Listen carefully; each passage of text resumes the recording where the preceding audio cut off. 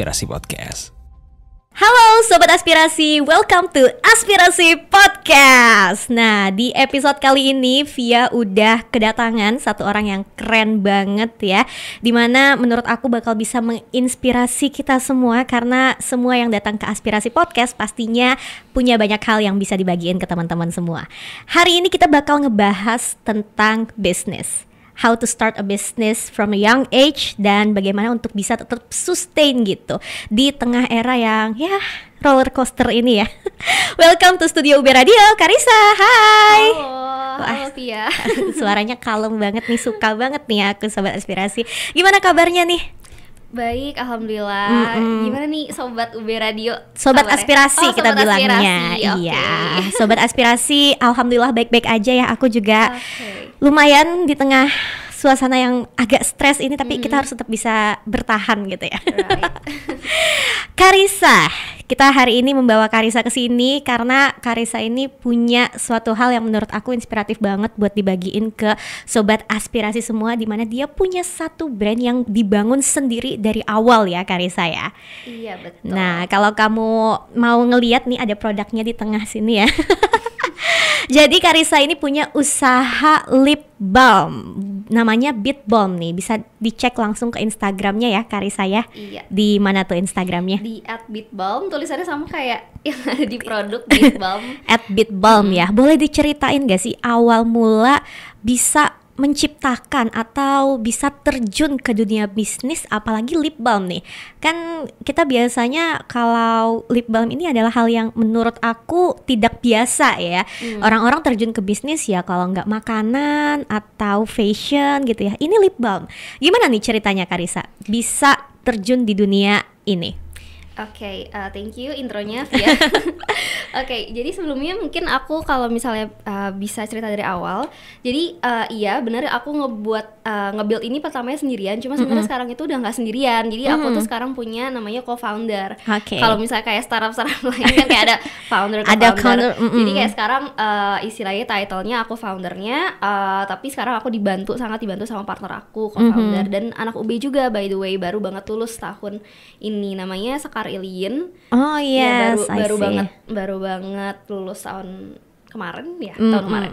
Oke, jadi awalnya kenapa bikin Beat Balm? Karena sebenarnya awal tuh dari problem sih. Jadi aku itu dari dulu emang suka beauty products. Oke. Terus aku emang juga beauty junkie gitu ya. sebenarnya nggak junkie banget ya, karena aku nggak terlalu bisa makeup, tapi aku lebih suka personal care. Dan pada saat itu aku tuh punya satu problem di mana tuh aku nggak bisa banget lepas lip tint gitu. Jadi kayak kalau misalnya keluar, kalau misalnya cewek-cewek gitu kan, kalau kemana-mana kayak pasti harus bawa yang namanya lip product, karena kalau nggak pakai lip product itu rasanya pucet banget hampa gitu. aja iya, gitu ya. Sebenarnya bukan centil, cuma kayak aduh gue jelek banget kalau bikin kita ngerasa sehat aja gitu. Kalau misalnya kalau misal bibirnya merona itu kan kayak jadi lebih fresh gitu kan, lebih fresh, lebih pede ya. Iya, lebih confident lah kalau misalnya muka kita fresh gitu kan. So I think it really brightens up your face aja kalau misalnya bibir kita tuh sehat. Bener. Dan pada saat itu aku emang addicted banget sama lip tint, aku nggak bisa lepas. Tapi downside-nya adalah aku tuh jadi bibir aku jadi nggak sehat gitu, kayak jadi pucat, terus habis itu jadi pecah-pecah segala macam. Nah tapi aku tuh nggak bisa pakai lip balm yang biasa, karena menurutku lip balm yang biasa tuh kayak bikin bibir aku tuh jadi monyong gitu loh, tau nggak sih? Jadi kayak berat banget karena terlalu moist maybe ya. Karena kan lip balm itu kalau misal kalian tahu, lip balm itu kan bahan dasarnya itu dari dari minyak-minyak gitu kan. Kayak kalau misal kalian familiar sama olive oil, coconut oil dan segala macam. Nah, itu tuh bahan dasar dari lip balm gitu. Nah, itu yang ngebuat kalau misal kita tuh pakai lip balm itu tuh jadi kayak aduh kok berminyak banget, berat segala macam. Nah, aku nggak suka dari situ awalnya.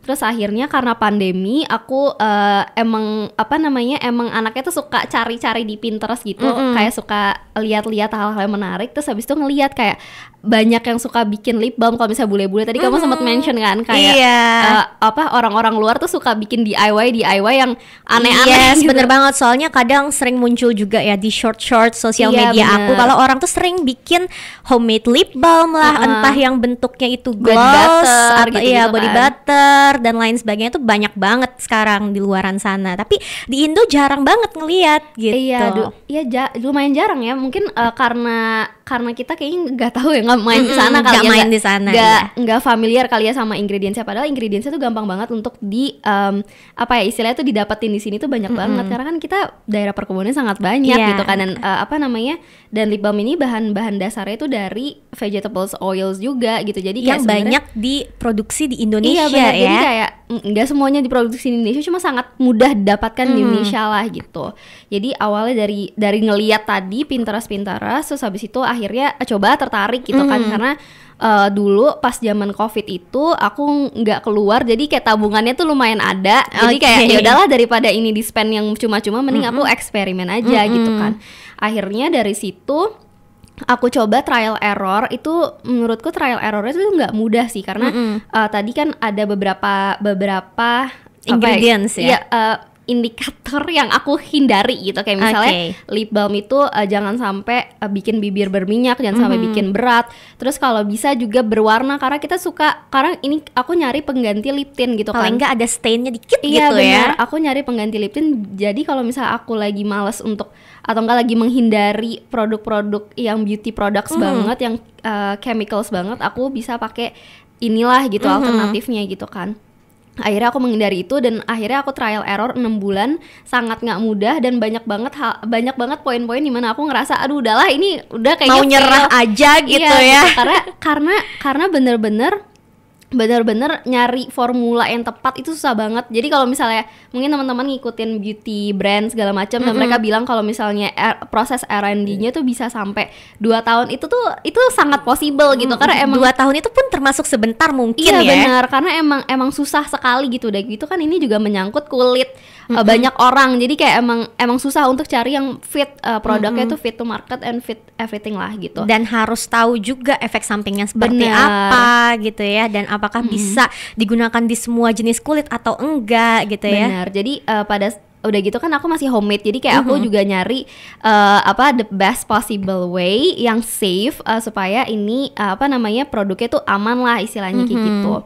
Terus akhirnya ya udah, akhirnya setelah 6 bulan proses itu, akhirnya dapat nih yang formula yang oke banget. Formula yang oke banget. Dan pertama kali tuh aku jualin PO dulu, maksudnya PO itu untuk first launch aja gitu. Nah terus ternyata aku pada saat first launch itu dapat 30 order. Menurut aku meskipun itu sangat kecil mungkin kuantitinya, cuma menurut aku pada saat itu sudah besar, karena kayak itu benar-benar baru pertama kali, dan yang tahu tuh cuma teman-temanku doang. Jadi excited ya. Iya, jadi kayak mungkin teman-temanku tuh suka ngeliatin prosesnya kali ya, karena aku tiap kali ada progress tentang Beat Balm tuh aku upload. Akhirnya kayak mereka akhirnya penasaran gitu sama produknya.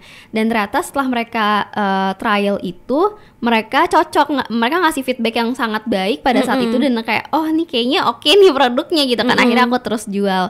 Nah long story short, itu aku pertama kali berdiri kan 2020 ya, 2020. Terus setelah itu aku dapat ada satu project besar lah di 2021 di himpunanku, yang aku tuh sama sekali nggak bisa tinggalin istilahnya seperti itu. Jadi kayak fokusku shift semua ke sana, dan 2021 istilahnya tuh kayak on off banget gitu. Sampai akhirnya udah selesai 2021 2022 lah aku kayak istilahnya kayak bermanifest yang kayak aduh aku pengen deh lanjutin ini lagi, karena ini kayaknya too potential to be left out aja gitu kan. Akhirnya tapi cuma ya udah kayak gitu doang gitu. Aku nggak tahu nih kayak gimana, karena gini sih konsiderasi terbesarku dalam melanjutkan Beat Balm ini adalah Beat Balm ini aku pengen bener-bener diproduce secara secara kredibel gitu, maksudnya BPOM segala macam, dan itu proses yang sangat panjang dan sangat mahal gitu, dan aku belum punya nih resource segala macemnya gitu kan. Nah akhirnya gara-gara itu aku sempet, maksudnya 2021 tuh sempet yang stuck, aduh ini nggak ada jalan gitu kan. Akhirnya 2022 baru lanjut lagi. Terus habis itu aku ketemu lah sama partnerku Sekarilin. Baru dari situ kita coba jalanin lagi, tapi kita agak shift nih. Jadi karena kita tahu Beat Balm ini untuk produce laginya tuh butuh biaya yang mahal, karena kita udah decide kayak kita nggak mau homemade lagi, kayak kita mau take it professionally banget gitu kan. Akhirnya kita mau coba nabung dulu, tapi dengan cara kita shift produknya ini nggak Beat Balm fokus lagi, tapi ke other beauty product fokus gitu. Makanya kita sempat keluarin lash curler ini. Oke. Jadi lash curler ini sempat viral juga. Sempat viral waktu itu sempat nge-upload iseng-iseng, dan modal tuh temanku juga anak UB. Jadi sempat nge-upload terus kayak viewersnya tuh hampir 1M hampir ya. Jadi kayak hampir tadi kayak 600 mau 700K gitu. Terus kayak kita juga kaget, dan tiba-tiba itu ordernya banyak banget, dan ternyata emang produknya fit nih ke market gitu kan. Akhirnya karena emang jarang ya yang ada sisirnya kayak gini. Oh, ini iya? adalah permasalahan para perempuan ya. Kalau dijepit gitu pastinya nyatu. Iya, jadi mungkin ini mungkin ceritanya gak lompat-lompat ya, tapi Iya. kayak brief aja. Gak Jadi Kak Beat Balm itu meskipun punya dan akan mengeluarkan beberapa banyak produk lainnya, tapi kita tuh fokus sama satu misi, yaitu kita pengen produk-produk yang kita keluarin ini emang solve the problems of yang memakai di dunia beauty ini gitu. Kayak misalnya si lip balm ini, terus habis itu si lash curl ini juga gitu. Jadi untuk saat ini sih seperti itulah ya kurang lebih gitu. Terus juga aku sama partnerku lagi bener-bener matengin in terms of brandingnya. Terus habis itu juga next produknya lagi, bentar lagi kita juga bakal launch satu produk lagi ya. Beberapa beauty produk lagi sebelum akhirnya nanti kita mau relaunch si Beat Balm ini dalam bentuk yang lebih proper lah istilahnya, lebih itu. Profesional Ya, lagi benar. ya. Wow, there is still a long way to go. Tapi sekarang pun sebenarnya udah goes a long way. Ya nggak sih? It's a long journey ya. Iya, tapi kalau boleh spill sedikit nih ya ke Sobat Aspirasi, omsetnya berapa sih dari awal banget bikin kurang lebih gitu ya? Udah bisa dipakai buat ngapain aja gitu. Oke, jadi sebenarnya kalau misalnya omsetnya Beat Balm ini, kalau dari lip balmnya ini sebenarnya marginnya tuh nggak terlalu tinggi sih, karena kan karena banyak faktor ya. Cost productionnya juga tinggi ya. Benar, cost productionnya cukup tinggi, dan kita nggak bisa naikin, istilah gini. Jadi kan produknya lip balm yang ini ini kan masih dalam value yang istilahnya masih di bawah gitu, kayak karena kita belum ada BPOM segala macam. Jadi kayak kita nggak bisa naikin value-nya ini seperti beauty products lainnya, atau value sepadannya dia gitu istilahnya. Kita benar-benar meskipun ingredients-nya udah oke iya gitu benar, ya. karena kita nggak bisa menunjang hal-hal lainnya gitu kan. Jadi emang kalau misalnya dari marginnya Beat Balm sendiri, kita belum bisa nge-value sebanyak itu. Jadi value terbanyak kita yang bisa kita ambil profitnya tuh dari beauty products ini. Jadi kayak jadi kayak istilahnya itu subsidi silang gitu loh. Subsidi silang. Jadi ya, kayak kita brandingnya pakai ini, tapi sebenarnya revenue yang kita utamanya dari yang satunya revenue gitu terbesar kita tuh ya. dari yang satunya gitu. Jadi kayak it's really complicated when it comes to beauty brand gitu, terutama kalau misalnya pengen build beauty brand tapi nggak punya modal, itu susah banget ya. Itu yang kita alami sekarang. Nah, kalau misal omsetnya sejujurnya belum yang bisa beli apa gitu ya. Cuma kemarin sempat hit revenue berapa? Lumayan lah. Waktu itu 11 juta pernah, kayak pas. Itu omset atau profit? Revenue-nya ya. Oke, omsetnya ya. Itu pas yang lagi viral banget gitu. Terus berusaha untuk stabilize dari situ juga.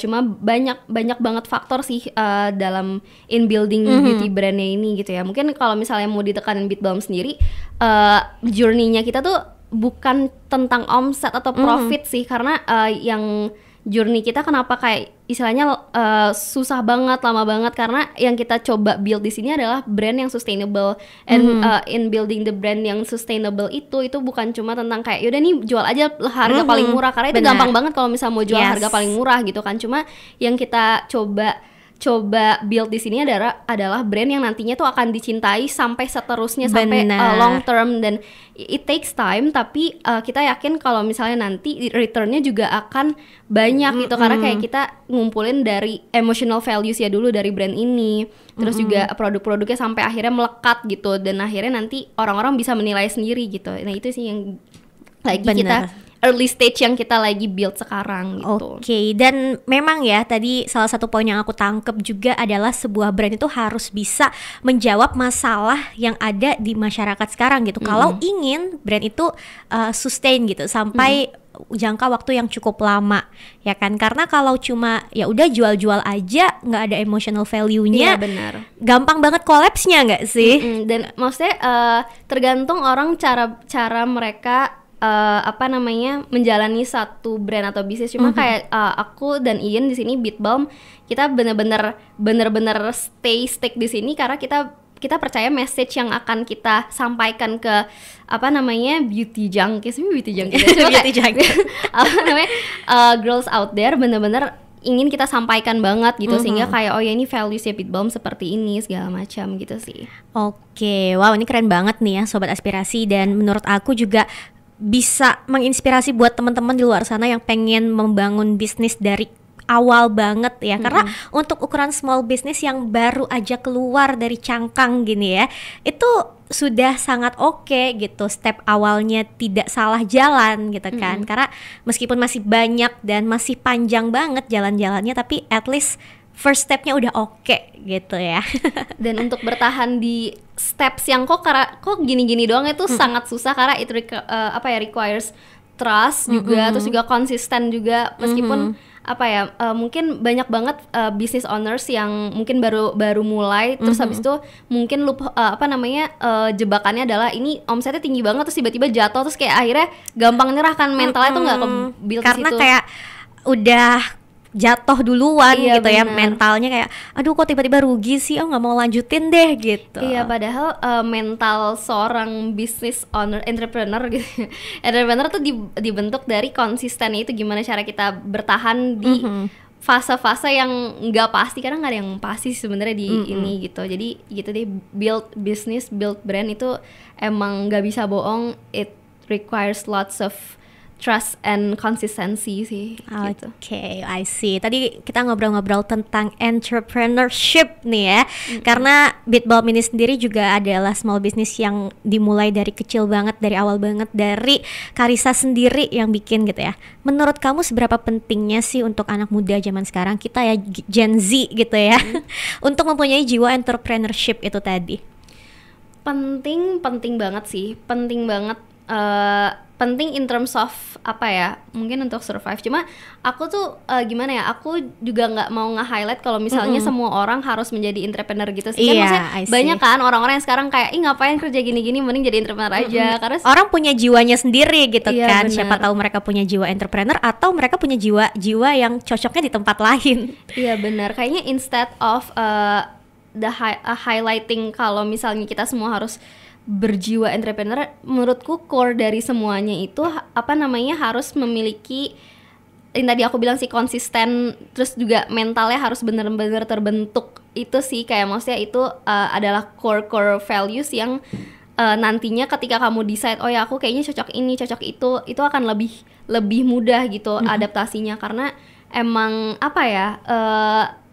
dengan era yang sangat kompetitif ini emang rada susah kalau misalnya kita nggak punya pendirian yang kuat gitu loh, pendirian dan kuat dan juga dilatih gitu. Oke, jadi apapun career path yang nantinya akan kita pilih, entah kamu pengen jadi entrepreneur kah, entah pengen jadi pegawai atau pengen jadi apapun gitu ya, social worker and stuff, yang penting kita punya fondasi yang kokoh dulu nih di mentalnya gitu kan, atau ilmunya di juga. ilmunya gitu. Wow, ini bisa nih ya untuk menjadi tamparan mungkin buat teman-teman di luar sana sebelum memasuki dunia para pencari kerja ya, apalagi pendengarnya Aspirasi ini kan banyak mahasiswa-mahasiswa mungkin yang baru masuk pertengahan atau semester akhir.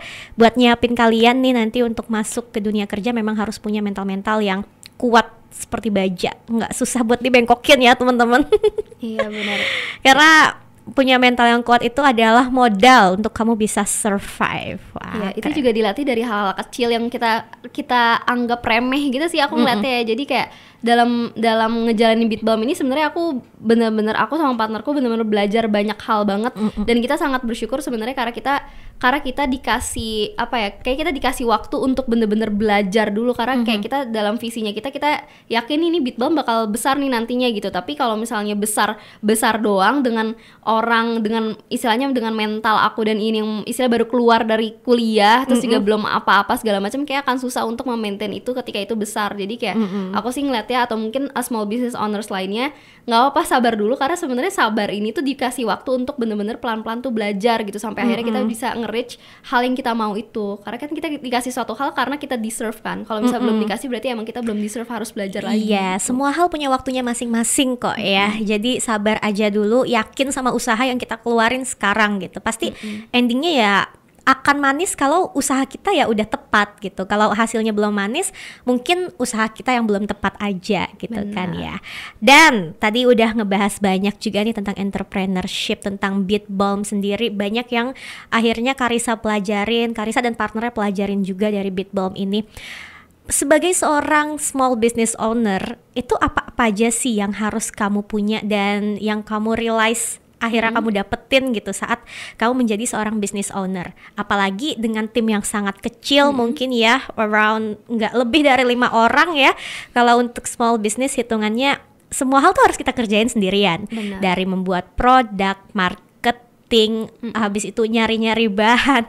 Itu apa yang kamu rasain dalam belajar semua hal itu? Apa-apa aja sih yang kamu dapetin gitu di balik background kamu yang seorang administrasi bisnis ya, kalau nggak salah ya?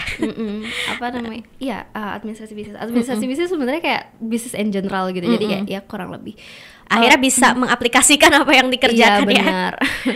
Kurang lebih.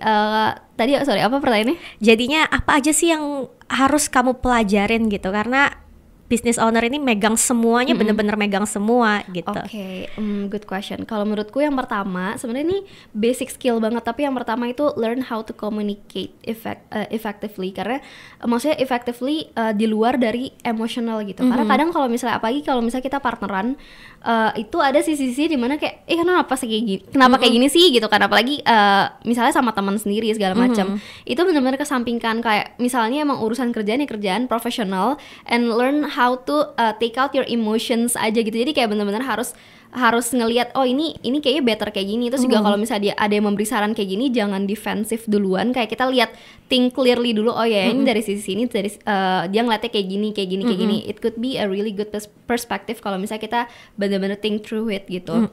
Yang pertama itu learn how to communicate effectively, supaya istilahnya jangan baper deh gitu. Iya, takutnya kan kalau kita apalagi kerja sama temen gitu ya, ada pasti banyak kerasa nggak enakan. Bener, gitu. itu untungnya partnerku nggak enakan sih. Jadi kayak bener-bener aku yang awalnya kan mungkin background aku kan dulu di organisasi cukup lama gitu kan, dan kayak culture di sana kan kayak yang ada boundaries tertentu yang kayak gue nggak enak bilangnya. Iya, nggak enak bilanginnya, cuma kayak ternyata itu harus everything has to be communicated gitu. Jadi dan ternyata mengkomunikasikan satu hal itu bukan cuma tentang seberapa jelas kita ngomong depan publik, cuma kayak gimana cara kita mengutarakan perasaan, pikiran kita kepada orang itu supaya nyampai dengan baik gitu. Itu pertama. Terus yang kedua, semua hal yang emang kita diskusikan emang fokusnya kepada growth dari bisnis itu sih. Jadi kayak balik lagi ke poin pertama, jangan take everything personally, bener-bener ngeliat lagi, oh ini bagusnya untuk bisnis ini gimana ya gitu. Jadi kayak itu hal-hal yang menurut aku kelihatannya simpel cuma susah ternyata. Terus juga tadi sempat mention kan kalau misalnya small team berarti kan kayak semuanya sendirian, iya, cuma learn how to delegate dan learn how to delegate dan juga how to minimalisir hal-hal yang nggak penting. Kadang aku sama Ian itu tipenya jujur mikirnya tuh luas banget gitu. Kayak kita benar-benar yang kayak mikir A, B, C, bla bla bla. Cuma karena kita kayak harus ngeliat lagi nih, kayak kita tuh sebenarnya fokusnya kemana sih gitu. Kayak ini hal yang bisa kita lakuin sekarang tuh kemana sih, impactnya tuh besar kecilnya kayak gimana sih. Kadang kalau misalnya kita mikir besar banget, oke, emang kayaknya ini hal yang penting untuk dilakuin, cuma we don't have the capability to do it. kayak untuk sekarang. Jadi kayak kalau misalnya kita fokus ke terlalu jauh nanti kayak justru nggak ada impact, kayak kita nggak bisa jalan gitu kan. Jadi benar-benar harus bisa tahu sih apa yang harus kita kerjain, apa yang harus kita delegate segala macam, sehingga kita bisa mikirin hal-hal yang penting doang. Itu kelihatan simpel tapi susah banget ternyata. Terus bagi-bagi job desk yang tepat ya. Iya benar. Terus juga apalagi ya, kayak sisanya balik lagi ke konsistensi itu sih. Kenapa aku mention banget konsistensi, karena itu susah banget. Karena kayak konsisten itu kayak hal-hal yang harus kita lakuin, tetap kita lakuin meskipun kita bosen, kita capek kita bosen gitu ya, segala macam. Karena kan banyak kan atau mungkin dulu kayak kita ngerjain hal aduh nggak mood segala macam. Kayak kalau misalnya when it comes to something bisnis gitu ya, kalau misalnya mau konsisten kita nggak ngeliat mood lagi gitu. Kayak emang harus disiplin gitu kan, dan itu yang masih kita pelajarin juga. Jadi gitu. business owner tuh kerjanya 24/7 bener gitu. Kayak bangun tidur dia mikirin itu lagi Udah jadi bukan 9 to 5 lagi, tapi bener-bener setiap hari, setiap saat tetap harus mikirin bagaimana caranya sebuah bisnis atau produk yang aku punya itu tetap punya growth gitu ya. Bener. Oke, dan sisa-sisanya teknis bakalan mengikuti kok kalau fondasi-fondasinya itu udah oke. Iya, yang penting fondasi itu sih. Oke banget sih tadi belajar bagaimana caranya mengkomunikasikan hal yang baik dengan orang gitu kan. Apalagi kalau kita sebenarnya punya satu message gitu kan, tapi cara menyampaikannya salah gitu kan, akan ditangkap berbeda juga sama orang lain gitu kan. Apalagi bisnis partner, dan syukur-syukur dapat bisnis partner yang sejalan ya pikirannya ya. Emang kita sejalan visi misi tapi kayak tetap aja kan namanya beda orang, cara menangkap itu kadang beda gitu, dan kita juga dari background yang berbeda juga. Jadi kayak itu sih yang kita pelajarin, how to adjust our communication gitu segala macam gitu sih. I see. Meskipun punya visi yang sama, tetap pastinya memiliki cara cara menyimpulkan sesuatu yang berbeda gitu kan, di kepala gitu. Kita mau menyampaikan A, siapa tahu disimpulkan di kepala partner kita itu B gitu kan. Benar. Jadi sebenarnya buat teman-teman yang kan banyak kan teman-teman yang punya bisnis bareng temennya, bareng pacarnya segala macam. And I think it is really common to have communication problems kayak gini. Cuma kayak selalu ingat lagi aja sih, kalau misalnya emang udah sensi segala macam, balikin lagi perspektifnya ke ini gimana ya, sama maksudnya ini terhadap bisnisnya apakah berdampak segala macam. Jadi kayak bener-bener harus ngesampingin semua hal emosional itu sih gitu. Oke. At the end nih, sebenarnya kalau Karissa sendiri jiwanya itu pengen stay di bisnis ini atau ingin mencoba hal lain in the long run nantinya? In the long run sebenarnya pengen di bisnis ini sih, kayak maksudnya kayak apa yang lanjutin aja ini ya. Karena emang visi kita cukup besar sih untuk ini gitu. Kayak maksudnya aku sama Indah udah yang bener-bener sehati banget untuk Beat Balm. Terus tapi kayak kita sadar kita butuh nggak cuma sekedar modal cuma-cuma uang gitu, tapi kayak kita butuh ilmu yang besar gitu. Karena bener-bener visi kita tuh kalau misalnya bisa sampai go national, jangan go national doang tapi go inter gitu. Jadi kayak bener-bener yang kita harus pelajarin banget nih. Makanya sebenarnya misi kita sekarang, maksudnya dalam short term, aku sama Iin bener-bener yaudah kita cari ilmu di tempat yang emang kayak bisa nge-provide business knowledge itu, baik dari connectionnya, network segala macam. Jadi mungkin dalam 1, 2 tahun, 3 tahun ke depan aku sama Iin akan juggling untuk istilahnya mengkayakan diri kita secara fondasi keilmuannya dulu ya. Fondasi keilmuan itu dulu sih, baru nanti kita percaya bisa go lebih jauh lagi. Fokus untuk terjun di Beat Balm ini sendiri. Wow, keren banget nih Sobat Aspirasi ya. Dan pengen tanya juga nih, suka dukanya punya bisnis di usia muda tuh gimana sih? Oke, suka dukanya. Sukanya aku ngerasa ini bener-bener passion project banget sih. Maksudnya kayak karena dijalaninnya dari hati ya, dari hati. Jadi kayak seneng aja gitu, kayak kalau misal lagi penat segala macam, kayak kita nyari reference, oh ini kayak bisa di ini. Nggak ngerasa tertekan gitu ya. Iya, kalau kita ngelakuin sesuatu yang kita emang seneng.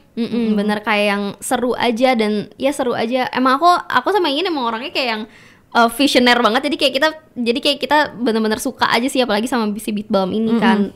Kalau mungkin sukanya itu sih. Terus juga banyak opportunity yang seru, kayak misalnya ini kayak diundang di podcast. Terus habis itu kemarin kita dapat kesempatan free booth juga di salah satu cafe yang baru buka di Kemang. Jadi kita ketemu sama banyak banget business owners dan juga dapat koneksi-koneksi baru, target market juga di sana, seru banget sih. Terus paling itu ya sukanya gitu, belajar banyak hal lah. Istilahnya kayak kita belajar di mana, misalnya di tempat A, B, C, ternyata nyambungnya kita bisa implement nih ke Bitbalm kayak gitu. Jadi ada wadah, ada kanvasnya lah istilahnya buat kita berkarya gitu kan. Kalau dukanya apa ya? Serasa never ending struggle aja sih gitu, karena kayak tadi mungkin karena kita pilihnya adalah barang yang dalam bentuk industri customer goods. Jadi kalau misal customer goods itu kan berarti harus diproduksi massal dengan quantity yang besar gitu. Dan marketnya juga sebenarnya besar sih, cuma kayak it requires lots of modal dan resource yang tadi aku mention. Jadi kayak dukanya itu kayak ngerasa kayak aduh never ending struggle aja gitu. Cuma sebenarnya karena kita seneng, jadi jalannya juga kayak tetap keep going karena kayak ini worth fighting for kayaknya gitu. Capek tapi banyak senengnya. Iya benar. Intinya tadi sih, kalau kita udah seneng ngelakuin sesuatu ya udah gitu kan. Capeknya ya capek-capek aja, tapi bangun tidur next day-nya ya pasti bakalan tetap semangat lagi buat ngejalanin apa yang kita suka gitu. Oke. Itu kalau buat aku sangat-sangat masuk banget sih ya, karena buat teman-teman yang sekarang sedang memulai bisnis atau di tengah-tengah bisnis atau ngerasa lagi ngedown nih karena bisnisnya lagi merugi atau lagi berada dalam keadaan yang lagi low banget ya, ini bisa jadi dorongan lagi nih buat kalian untuk tetap semangat. Dan percayalah, karena bisnis itu nggak dibangun dalam satu hari doang. Iya benar, bisnis itu benar-benar lama ya untuk kamu ngedevelop dirimu dan juga apa yang kamu tawarkan ke masyarakat gitu. Benar. Kadang kalau misalnya aku lagi bertanya-tanya gitu ya, ini sebenarnya bakal berhasil nggak sih gitu. Aku tuh suka nonton podcast juga tentang entrepreneurs gitu kan. Terus kayak bisnis-bisnis yang besar yang kita lihat sekarang, kayak misalnya Lemonilo kalau teman-teman tahu, terus habis itu Gojek segala macam. Mereka tuh nggak dibangun setahun 2 tahun. Gojek untuk bisa akhirnya muncul aplikasi itu kalau nggak salah tuh dari 10 tahun sebelumnya, 8 tahun atau 5 tahun sebelumnya gitu, sampai akhirnya si Nadiem Makarim tuh dapat suntikan untuk bikin aplikasi gitu. Jadi kayak bener-bener itu bener-bener butuh waktu yang sangat lama. Sama halnya sama Lemonilo, sampai si foundersnya ini kalau nggak salah mereka habis lulus S2 dari Harvard, mereka bener-bener berhenti kerja buat ngerjain ini startup yang istilahnya nggak jelas gitu, sampai akhirnya 3 tahun kemudian baru bisa running gitu, baru punya kejelasan gitu ya. Iya benar, kayak sebenarnya kayak yang namanya bisnis, kalau misalnya emang aim for big ya harus siap juga untuk bener-bener di downturn dulu gitu, karena itu saatnya mental kita diuji sebenarnya ini worth it nggak sih untuk jalan sampai jauh ke sana gitu. Jadi itu sih intinya, kalau misalnya mau berbisnis atau menjalankan segala hal apapun, jangan nyerah di depan gitu loh. Jadi harus bener-bener yang fokus dan percaya, itu sih gitu. Harus punya mental yang strong, yang kuat gitu ya, untuk kamu ngejalanin suatu hal yang kamu udah percaya banget. Sama itu juga sih yang aku tadi tangkep ya dari obrolan kita nih Karissa. Kalau kita udah percaya sama suatu hal, kita udah percaya sama apa yang kita akan berikan gitu ya ke masyarakat, entah itu produk, entah itu ilmu kita gitu ya. Percayalah, kalau kita percaya sama sesuatu, orang-orang juga akan percaya sama itu. Yang penting niatnya baik, kita punya solusi yang bisa kita tawarkan ke masalah yang ada di masyarakat, endingnya insya Allah dapat aja gitu. Wow, ini salah satu episode podcast Aspirasi yang menurut aku sangat-sangat inspiratif banget ya. Dan karena udah hampir setengah jam juga nih ya, sayang banget kita harus stop ngobrolnya di sini. Tapi siapa tahu next time kita bakal undang Karissa lagi buat ngobrol-ngobrol lagi. So thank you banget ya Karissa udah datang hari ini ke Aspirasi Podcast dan bisa menginspirasi sobat aspirasi semua di luar sana. Dan jangan lupa buat tonton episode kita lainnya. And thank you banget buat UB Radio Production yang udah ngeproduserin podcast Aspirasi ini. So thank you banget and see you on the next episode. Bye.